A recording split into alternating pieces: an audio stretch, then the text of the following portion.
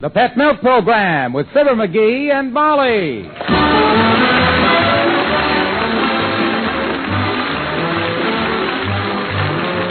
The first evaporated milk, Pet Milk, presents Fibber McGee and Molly with Bill Thompson, Arthur Q. Bryan, Dick LeGrand, Jess Kirkpatrick, and me, Harlow Wilcox. The show is written by Phil Leslie and Keith Fowler and directed by Max Hutto with music by the King's Men and Billy Mills Orchestra.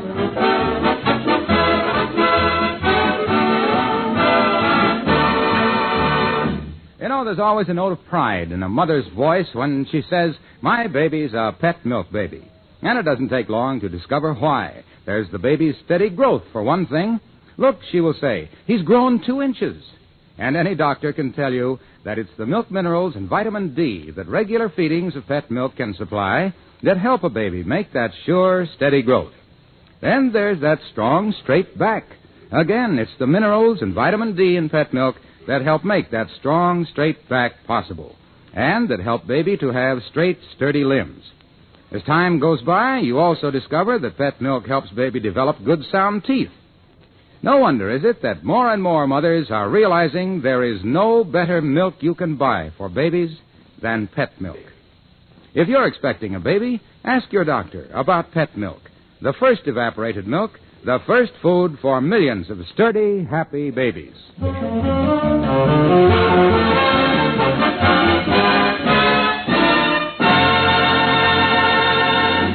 The 2 most destructive things in American homes today are termites and husbands who think they are carpenters.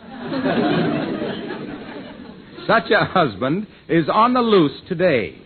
His hands are full of tools, his pockets are full of nails, and the termites are filled with jealousy. As we join Fibber McGee and Molly.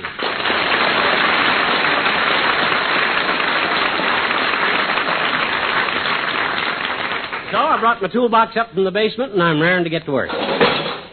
Uh-oh. Today's your lucky day, kiddo. Old Dad's in a fixin' mood. What's busted? My dreams of a quiet morning. No.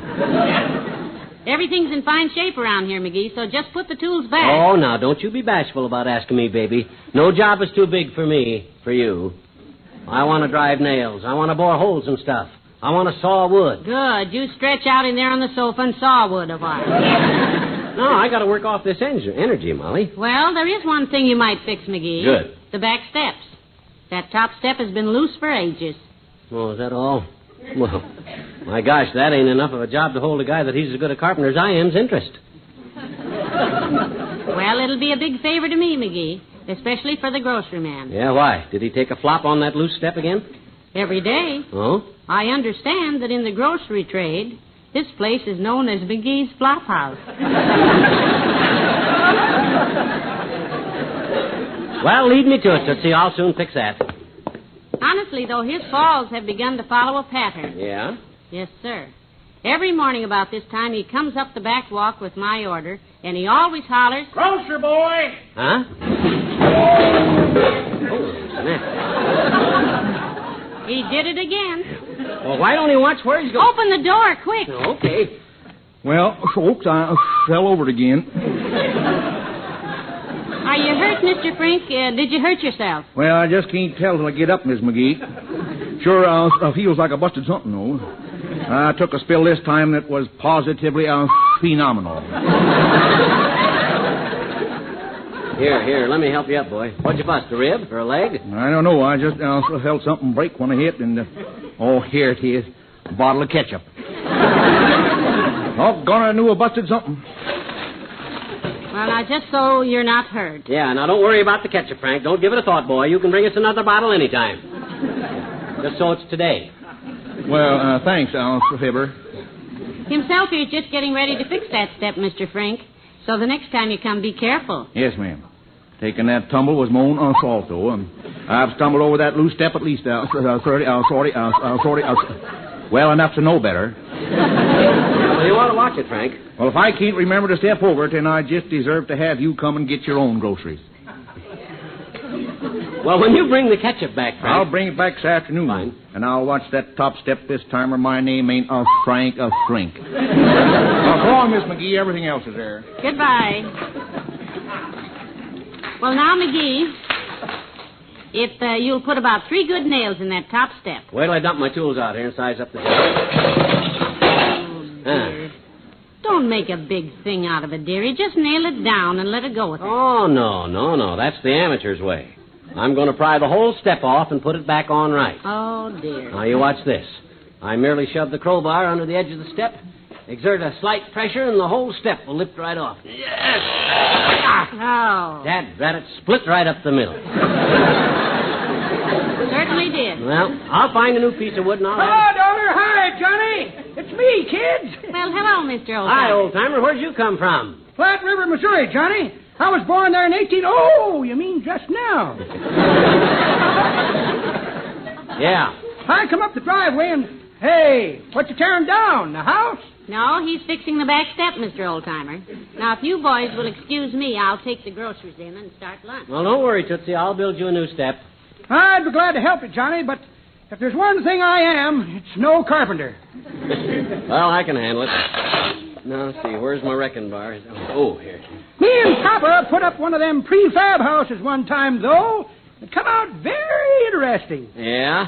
Hey, they sent us all the parts for a 9-room house and a set of blueprints to show what part went where. Sounded very simple. Simple, my clavicle. A set of blueprints is nothing to sneeze at. That's what I told Papa, but he sneezed at 'em anyhow and blew them blueprints sky high. When they come down again, they were all mixed up and we couldn't get 'em straight. But you put the house up anyhow, huh? Yep, and it was a doozy, son. It was? Probably the only house ever built where you had to go upstairs to get to the basement. My gosh, you really mixed them blueprints up. We sure did, Johnny. There was 4 windows in the living room, but we never got a bit of light. Well, 4 windows ought to be enough to let in plenty of light. Not when they're made out of solid wood and got doorknobs on them. I suppose the doors were solid glass. Nope, the kitchen floor was solid glass. Doors was linoleum. Oh, what a mansion. Well, it had its drawbacks. We got used to the carpet on the walls, but we had to walk around on our bare feet to keep from tearing the wallpaper. Whatever happened to that house? It burnt down, Johnny. Burnt down. Fire started in the attic, under the house, burned clean down to the roof. We was real happy when the fire insurance men come to look at the remains. Did you collect your insurance? Nope. They said the whole house was built in reverse, so instead of them paying us, we had to pay them. Oh, Johnny.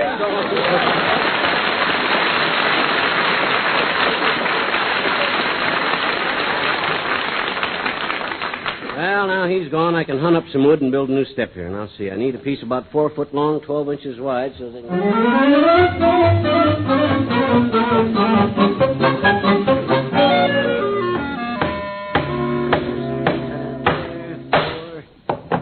There, that does it. Now, I need a better-looking top step in Wistful Vista. Hey, Molly. Yes, dearie. The step's done. If I do say so myself, it's great. Yes, it looks very nice. Where'd you find the wood for it? Now, that was a piece of luck, kiddo. Right there on the back porch, I found an empty shelf with nothing on it. Which, come to think of it, is what you'd expect to find on an empty shelf. Just the right size, so I yanked it off and used it for this step. McGee, you didn't. Yes, I did. Why not? I need that shelf. Huh? That's where I keep my soap powders and cleansing stuff.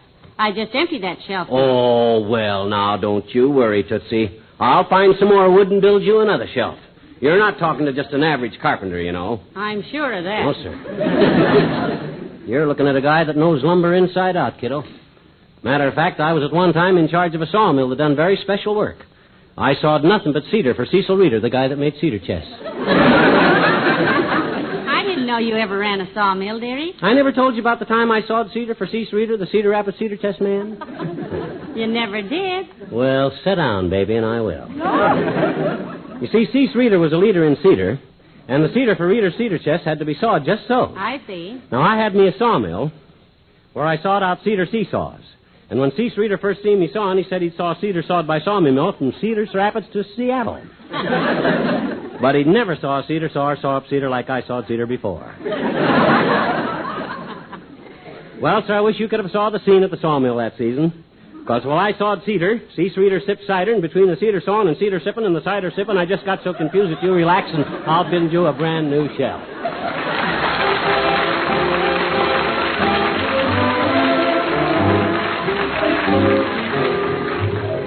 The King's Men and the Wheel of Fortune.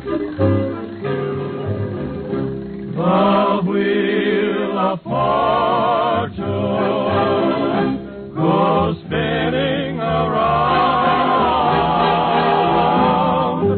Will the arrow point my way? Will this be the day? Oh, Wheel of Fortune, please don't pass me by. Let me know the magic hour, a kiss and a sigh, while the wheel is spinning, spinning, spinning. I'll not dream of winning fortune or fame, while the wheel is turning, turning, turning. I'll be ever yearning just for love's precious flame. Oh, Wheel of Fortune, I'm hoping somehow, if you'll ever smile on me, please let it be now. Wheel of Fortune, smile on me now.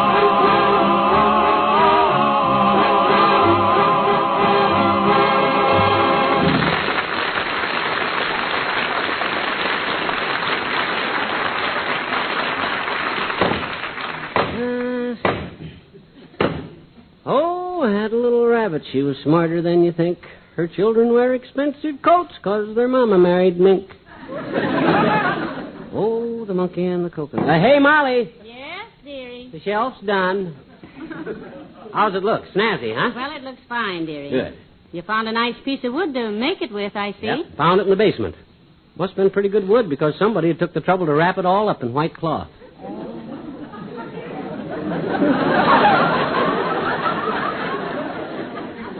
It was wrapped in white cloth, huh? Yep. And you sawed it down and made a shelf out of it?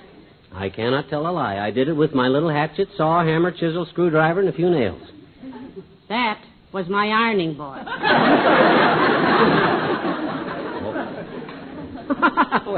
well, what do you know about that? Well, I'll just have to build you a new ironing board, Tootsie. And you're the girl that didn't have anything to fix around here. Why, there's enough work here to keep a carpenter busy all day. Come in. Out here, Dr. Gamble. Oh, hello, my dear. And greetings to you, Super Skull. Super Skull? You mean Big Brain? No, I mean Fat Head. That's very clever, Doctor. You're just like a rifle bullet. Fast and deadly, you mean? No, full of lead. Why aren't you in your office painting mothballs to look like vitamin pills? I'm out for a walk, sonny boy. Yeah? Thought you might like to gather up that handful of putty you call muscles and join me. Thanks, Fatso, but I got work to do. Where are you going? Out to grease a few sidewalks for the fracture trade? No, I'm going to the park to look at the animals. Oh, do tell. Yes, I understand they've added some new specimens to the zoo. Oh, I just love the zoo. What's new there, Doctor? Well, there's a new brown bear there that Mr. and Mrs. Hopkins contributed. Oh? Yeah, they got it when it was just a cub. Taught it to sit up and eat like a person. Its favorite food was baked beans, they tell me. Oh, well, how could they part for the cute little thing? The cute little thing grew up, Molly.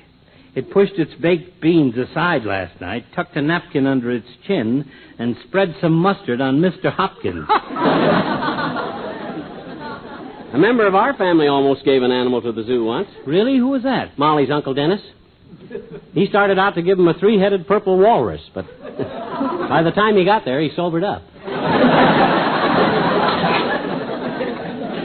McGee, that's just about enough about Uncle Dennis. Yes, I think. I'm sorry you can't go with me, son.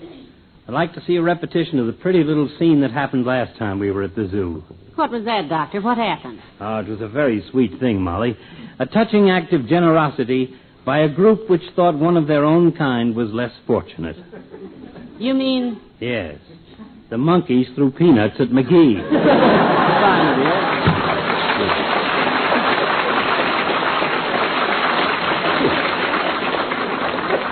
dear. Wise guy. I don't know why that's so funny to him. I got a free lunch and he had to buy his own. Well, I better get busy and find the wood to make you that new ironing board. No, skip it, dearie. You can buy me one of those new metal ones. I'd really rather have Oh, no, that wouldn't be the same, Mommy. A bought thing ain't got the sentiment of a thing that's made with loving hands at home. Well, that may be true, but... Hello, Molly. Hi, pal. Hello, Mr. Wilcox. Hi, Junior. I'd ask you to sit down, but I'm afraid you'd do it, and I'm busy with some carpenter work.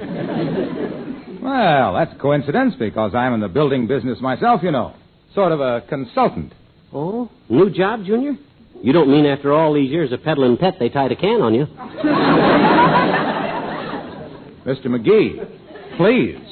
I simply meant that as a building consultant, I advise housewives on how to build attractive, nourishing meals at low cost. Oh, you see? isn't that a clever tie-in, McGee? Oh, sure. He's sly, this man is.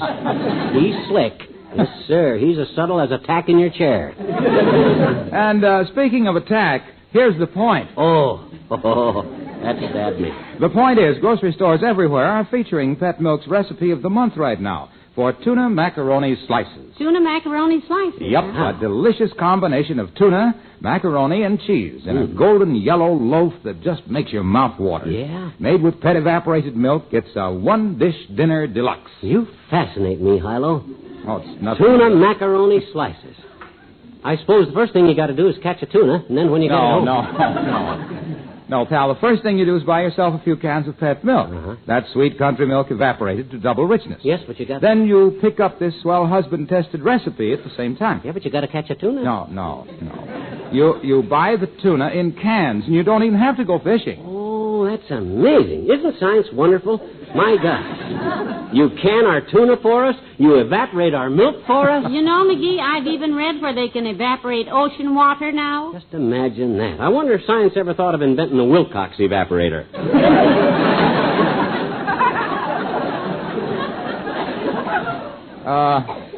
What? I can just sort of picture how it ought to look.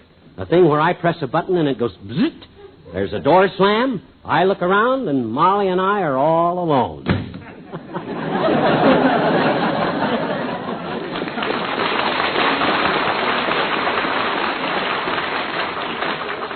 Yeah, science is even better than I thought.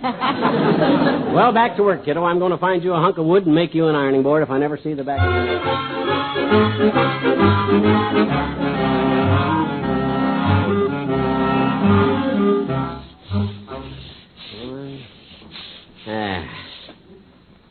That's it. Oh, boy, when Molly sees this... Hi, mister. Huh? Oh, hi, Judy. Hi. Oh, I'm glad to see you, sis. Mm-hmm. Where you been lately? Oh, I've been on a trip, mister. Oh? Mm-hmm. I've been visiting my Aunt Opal and my Uncle Bob. Oh, boy, did I have fun. Uh-huh. Good time, huh? Not very. Oh. They got an awful cute little baby, though. Oh? Only my Aunt Opal doesn't like it, so she's going to send it back and get another one. She is? And they've got an automobile and... I said she is? Guess what? Going to send it back. Send what back? The baby. Who is? Your Aunt Opal. I know it. I heard her say to my Uncle Bob, I think I'll change the baby.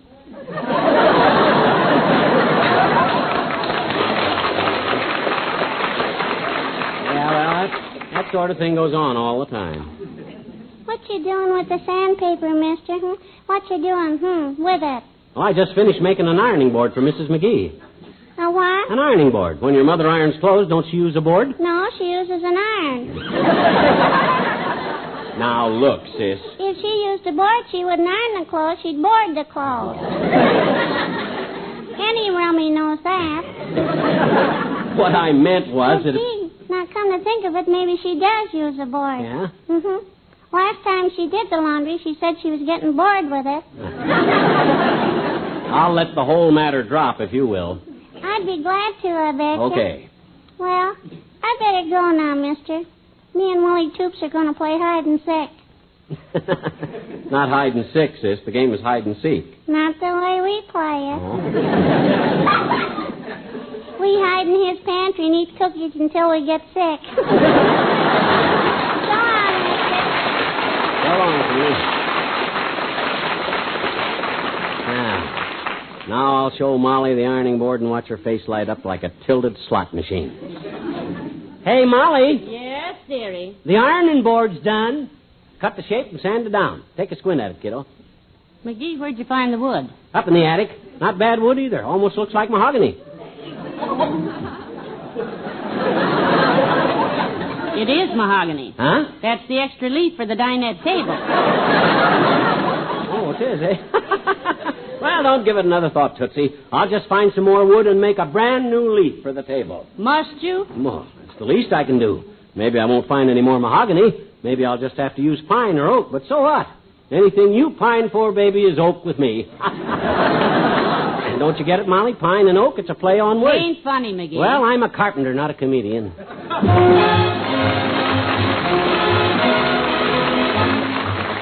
Billy Mills in the orchestra and Be My Life's Companion.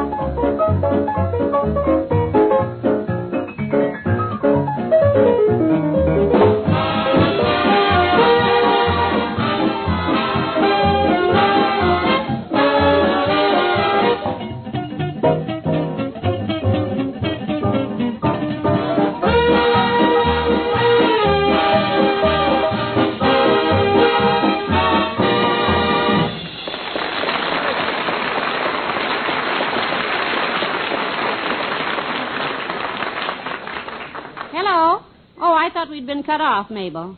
Yes, that's right. He used a shelf off the porch to make a new step with, and then he took my ironing board to make a new shelf with. No, he made a new ironing board out of the leaf from the dinette table. Oh, no, he's out there making a new leaf for the table now. You're confused. How do you think Somebody's at my door, Mabel. I'll call you later. Goodbye. Come in. Oh, hello, Ole. Come in. Well, good day, missus. Hello, Miss... Hey, that's your little life's companion, missus. Well, he's out on the back porch doing some carpenter work, Ole. Go on back there if you like. He'll be glad to see you. Oh, I know he will, missus, so I think I skip it. You know, every time I go watch McGee work, it somehow winds up that McGee watches and I do the work. He's a very fine watcher, that boy. Well, I understand you're a very talented carpenter, Ole, so everyone says. Oh, I don't like to brag, missus, so I won't argue with you. I was a young carpenter in Sweden, you know, when I met my missus. I didn't know that. Oh, sure. I was hired to help her papa build a corn crib on his farm. And every day this pretty girl comes to watch me work. Oh, and that was your wife, huh? No, that was her mama. But one day Christina comes with her, and when I see Christina, I was a gone goose. Cooked, were you? I guess I was mooning at the girl while I was working on the corn crib. Of course, when I got it nailed up tight, I found I left something inside that shouldn't be there. What did her father say about that? I remember his very words. He said, Christina, tell that young jackass to get me out of here. That was really quite embarrassing. I can see how it might be. McGee once nailed his necktie I got to your new table leaf all finished, kiddo. Come on out in the kitchen and... Oh, hi, Ollie. Well, hello, McGee. I hope you turned that job upside down when you got through with it out there. Upside down, the table leaf? Sure, because everybody says you should turn over a new leaf. That's a joke, McGee. Yeah, very funny. You know, I always like the leaf on the laugh. Well, so long, both you fellas.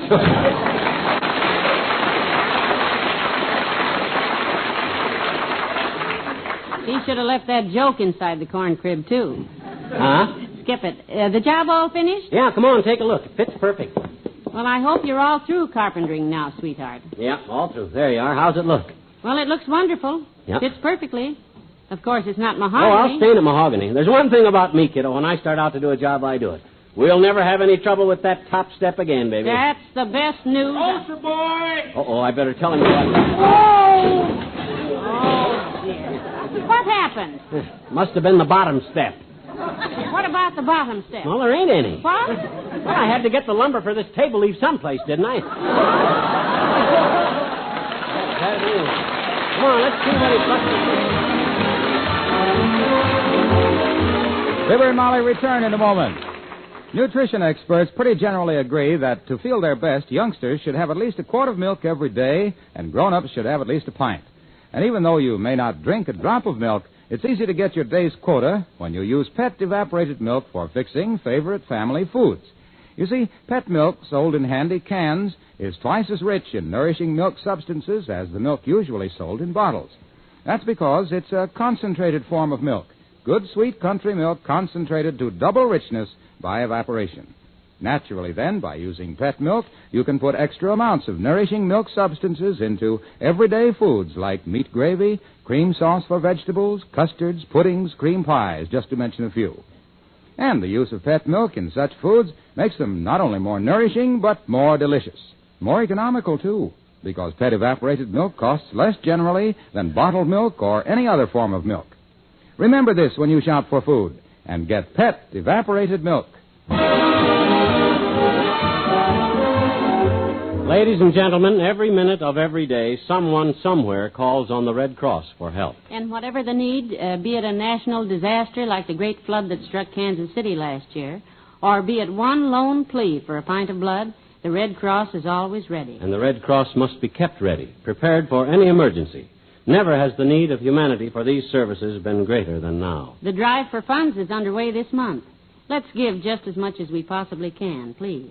Good night. Good night, all. The first evaporated milk, Pet milk, brings you Fibber McGee and Molly each week at this time. Next week, Fibber and Molly celebrate their 20th anniversary on NBC. So be with us again next Tuesday night, won't you?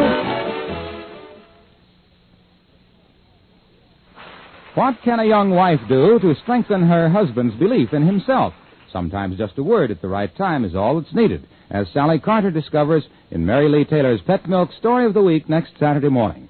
You'll also hear Mary Lee Taylor's Recipe of the Week for banana orange dessert, a refreshing, wholesome dessert that's easy to fix and economical, too. Next Saturday morning, be listening at this same NBC station for Pet Milk's Mary Lee Taylor.